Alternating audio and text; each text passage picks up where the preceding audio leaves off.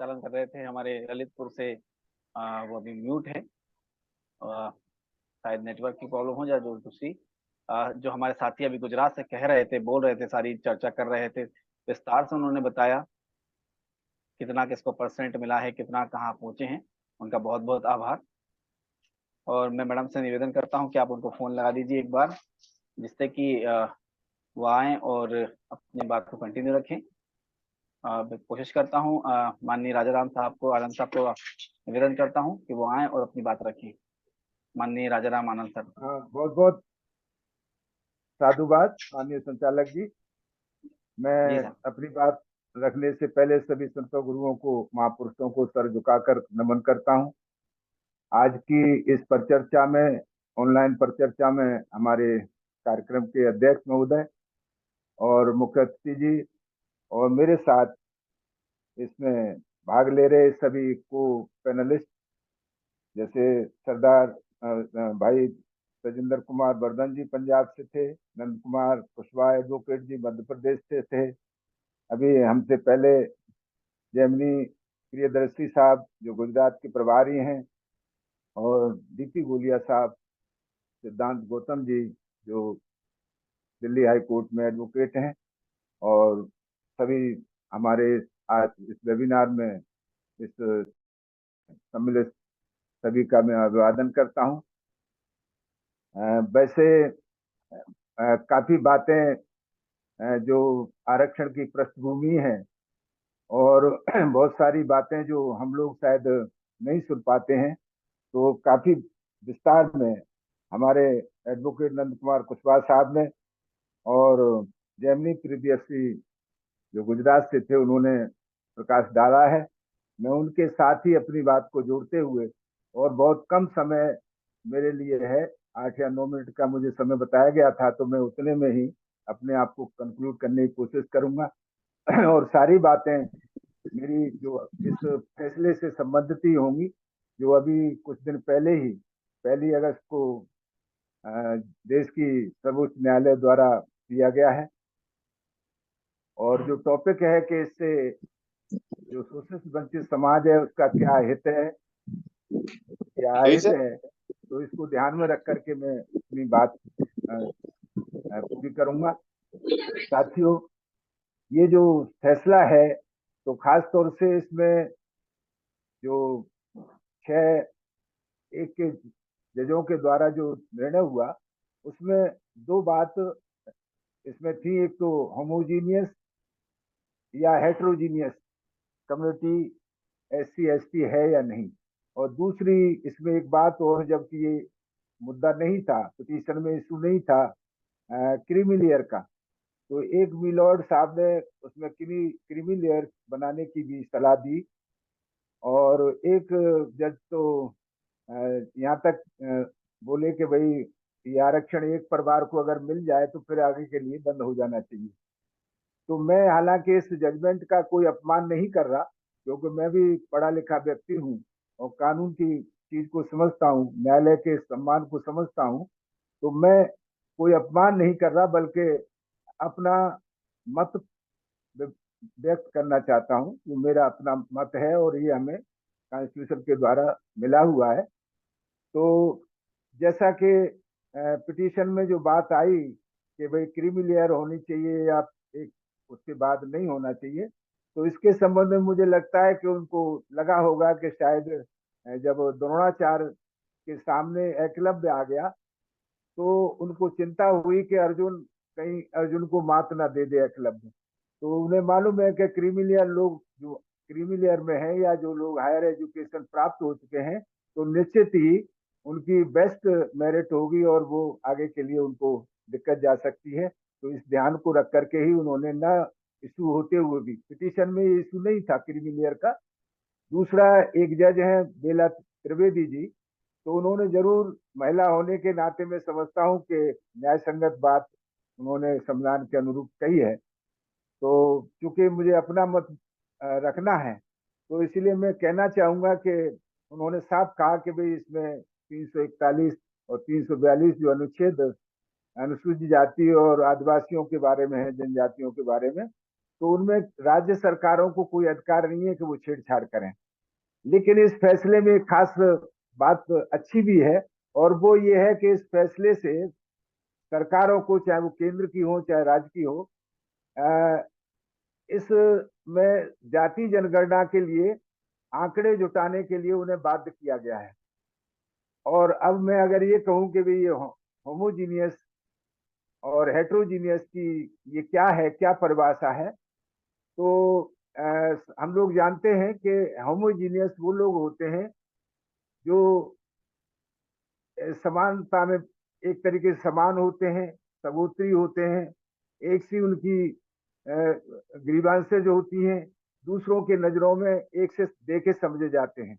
और हेट्रोजीनियस वो होते हैं जो असमानता में यकीन करते हैं और दूसरे लोग भी उन्हें असमानता में मानते हुए उनके साथ वैसा, जो जिसे सभ्य समाज कहते हैं, वो उसको उस हिसाब से मानता है।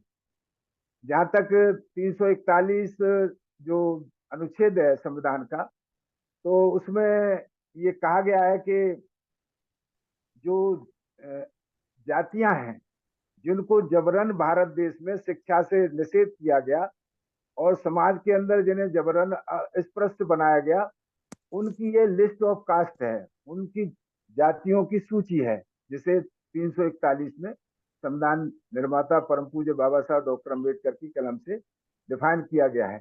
ऐसे ही 342 में ट्राइबल्स हैं जो शिक्षा से वंचित किए गए और बलात् और समाज में मतलब जो उनकी सामाजिकता से दूर रखा गया जिनको, तो उनको ये 342 में डिफाइन किया गया। वो भी एक लिस्ट है, लिस्ट ऑफ ट्राइबल्स की।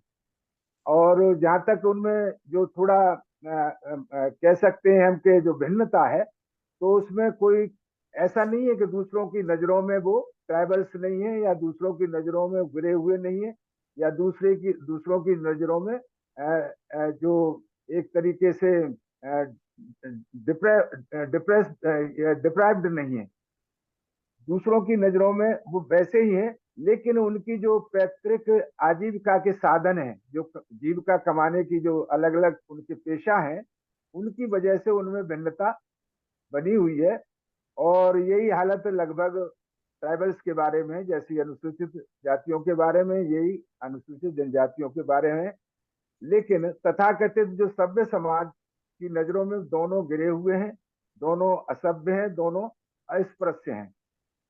अब मैं इस बात पर आपका थोड़ा सा ध्यान दिलाना चाहूंगा कि ये जो जजमेंट में बात आई है सब कैटेगराइजेशन की, उपवर्गीकरण की, तो ये मेरी नजर में मैं ये नहीं समझ पा रहा हूँ कि उपवर्गीकरण है अथवा डिवाइड एंड रूल है।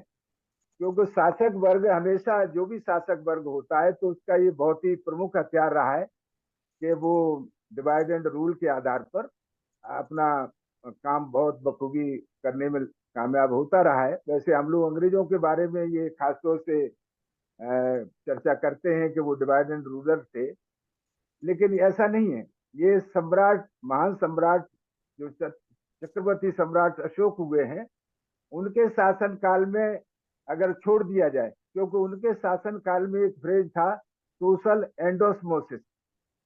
एंडोस्मोसिस कहते हैं जैसे जो जो धागा होता है, तो धागे से जब कपड़ा बनता है तो धागा बिल्कुल इस तरीके से समा जाता है कि वो फिर कपड़ा कहलाने लगता है। उस वक्त समाज जरूर जो है सोशल एंडोस्मोसिस था, अर्थात डिवाइड एंड रूल उस वक्त नहीं था। नहीं तो बाकी सारे शासन काल में डिवाइड एंड रूल की अच्छी तरीके से हर दौर में आप परिपाटी देख सकते हैं, और इस समय तो ये बहुत अच्छी तरह से हमारे सामने है। और जहां तक बात इसमें नफा और नुकसान की है जजमेंट में, तो मैं कोई उसका जजमेंट का अनादर नहीं कर रहा, सिर्फ अपना मत व्यक्त करने की मुझे आजादी है। तो उसके आधार पर मैं ये कह सकता हूं कि जो अभी तक एनएफएस का जो फॉर्मूला लागू होता रहा है, तो उस फॉर्मूले को लागू करने में अभी बीच बीच में दिक्कतें आई हैं। क्योंकि जब एक बद्री नारायण नाम का यहाँ का उत्तर प्रदेश में गोविंद बल्लभ पंत सोशल साइंस का इंस्टीट्यूशन है, उसमें शायद एचओडी हैं वो, तो जाति से ब्राह्मण है, तो उन्होंने ये बहुत बड़ा खेल खेला और वो उसमें पकड़े गए। उनके खिलाफ एफआईआर हुई, उनके खिलाफ काफी खींचालेदर हुई। तो उनको लगा कि ये एनएफएस जो है अब बहुत दिनों तक अच्छी तरह से हम नहीं कर पाएंगे इसको फॉर्मूले को लागू। एनएफएस का मतलब नॉट फाउंड सुटेबल। तो फिर ये नया उनको कोई न कोई रास्ता ढूंढने की फिक्र थी। लेकिन इसके साथ ही अभी संसद में जो बजट सत्र हुआ, और उस बजट सत्र में जो ये बात आई कि हलवा बनाने वाले और हलवा बांटने वाले, हलवा खाने वाले, इस पर बड़ी तीखी बहस हुई। और ये जब तीखी बहस हुई तो मैं समझता हूँ 6-7 दिन बाद ही, 8 दिन बाद ये फैसला आ गया न्यायपालिका का, जो हमारे जिस पर हम लोग आज चर्चा कर रहे हैं, पर चर्चा कर रहे हैं। तो ये उसी एक रणनीति का मैं समझता हूँ कि हिस्सा है, क्योंकि उन्होंने इस फैसले के कारण इस बहुत बड़े मुद्दे को, जो हलवा बनाने और हलवा बांटने और खाने के लिए जो वहाँ ऊपर जो होता है, जो वहाँ लोग होते हैं, तो उससे भटकाने के लिए उन्होंने इस फैसले को उससे रिलेटेड करके बहुत लगा, उसके साथ ही लगभग मैं कह सकता हूँ। अब दूसरी एक और बात जो मैं, चूंकि मेरा समय भी बहुत लिमिटेड है, तो मैं ये कहना चाहूंगा कि ये जो ईडब्ल्यूएस है, तो क्या ये ईडब्ल्यूएस की जो व्यवस्था है वो इस तरह की व्यवस्था दलितों के लिए, आदिवासियों के लिए, जिसमें ये सब कैटेगराइजेशन चाहते हैं, उपवर्गीकरण चाहते हैं, या मैं तो मानता हूं कि डिवाइड एंड रूल करना चाहते हैं, तो हम सोचते हैं कि जब वो ईडब्ल्यूएस कर सकते हैं तो इस तरह की व्यवस्था, क्योंकि हम भी चाहते हैं कि हमारे जो लोग हाशिए पर हैं और उनको लाभ नहीं पहुंच पाया है, तो उनको भी उससे बचाया जाए और नुकसान से। इसमें ऐसा नहीं है कि कोई अनुसूचित जाति का या अनुसूचित जनजाति का या कोई और भी, इस बात के खिलाफ कोई भी नहीं है कि मतलब जो अंतिम पायदान पे है उसको अनदेखा किया जाए। लेकिन उसके लिए ये डिवाइड एंड रूल कतई ठीक नहीं है। अभी आप देखते हैं कि अगर ये ईडब्ल्यूएस हो सकता है, तो इसी तरीके से 10-5% जो और जो ऐसे भाई हैं जिनको दलित वीकर सेक्शन या आदिवासी वीकर सेक्शन कहा जा सकता है। दूसरा, ये जो लेटरल एंट्री सिस्टम या कॉलेजियम टेक्निक है, तो इस तरह की व्यवस्था भी इस काम में अपनाई जा सकती है, जिससे कि जो दलितों में और आदिवासियों में विशेष परिस्थितियों में जो लोग जिनके लिए कदम उठाया जाना चाहिए, तो इस टेक्निक से भी काम लिया जा सकता था। लेकिन मैं ये कह सकता हूं कि ये असल में खेल दूसरा है, इसमें एक साजिश है। बहुजन समाज के लोगों को या शोषित वंचित समाज के लोगों को इसे समझना बहुत जरूरी है। कहा जाता है कि जब शेरनी के थनों में हिरण के बच्चों को देख करके दूध टपकने लगे, तो वो उसे पिलाने के लिए नहीं टपकता है, हिरण के बच्चों को वो खाने के लिए शेरनी इस तरह का ड्रामा करती है। तो मुझे कहने में कोई हिचक नहीं है कि ये जो दूध टपका है, तो ये एनएफएस का फॉर्मूला जो कमजोर पड़ रहा था, तो उस पर इनका मैं समझता हूँ ध्यान गया है। या यूं कह सकते हैं कि जैसे किसी ये जो उन्होंने कहा कि भाई क्रीमी लेयर, तो वो क्रीमी लेयर से इन्हें मालूम है कि जो हायर लेवल के जो पोस्ट हैं, पद हैं, तो उनमें वही लोग जो अच्छी उच्च श्रेणी की जिनकी शिक्षा व्यवस्था है, जो बहुत अच्छी तैयारी करते हैं, तभी उसको वहां तक पहुंच पाते हैं। तो इनका कहना यह है कि भाई जो खेत जिसके लिए किसान ने नाली बना ली है, बूंद बना ली है, या पाइपलाइन है जहां तक, तो उसके खेत के लिए पानी या तो बंद कर दिया जाए या बहुत कम डाला जाए।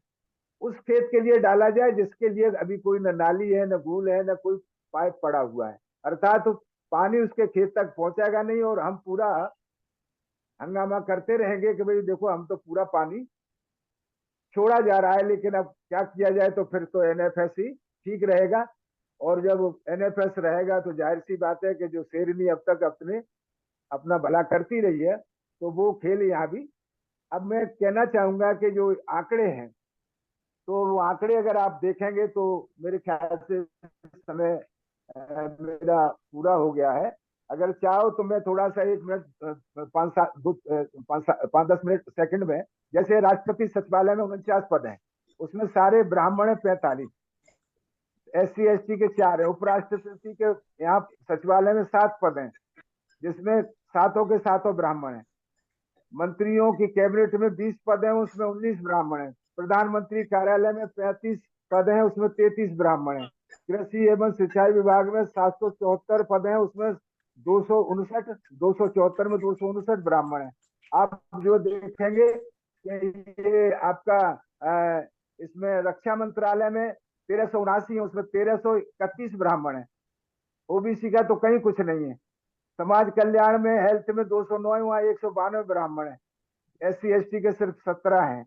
तो इस तरीके से बहुत मेरे पास काफी आंकड़े हैं। पेट्रोलियम मंत्रालय में 121 पद हैं, उसमें 112 ब्राह्मण हैं। श्रम मंत्रालय में 74 पद हैं, उसमें 70 ब्राह्मण हैं। आपके राज्यपाल उपराज्यपालों के यहाँ 27 पद हैं, उसमें 25 ब्राह्मण हैं। विदेशी राजपूत विदेशों में जो राजदूत हैं 140 में सारे के सारे ब्राह्मण।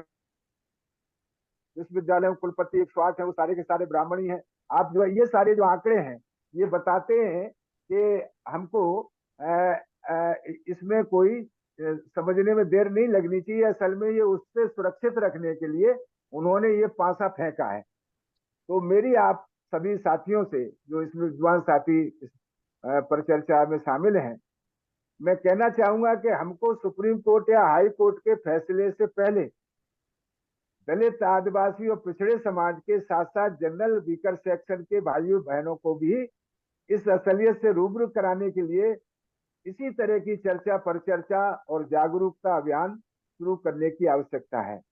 क्योंकि ये शुरू करेंगे हम, तभी ये असलियत उनको बता पाएंगे कि 3.5% ब्राह्मण, उनकी राजनीति में भागीदारी 41% है, तो वो नौकरियों में 62% है। क्षत्रिय समाज के लोग 5.5% है, तो वो नौकरियों भले कम है, 12% है, लेकिन कृषि भूमि का स्वामित्व उनके पास 80% है। व्यस्त जो है 6% है, लेकिन नौकरियों में 13% है, और उद्योग धंधों पर उनकी पूरी 60 से 70% तक उनकी कब्जा है।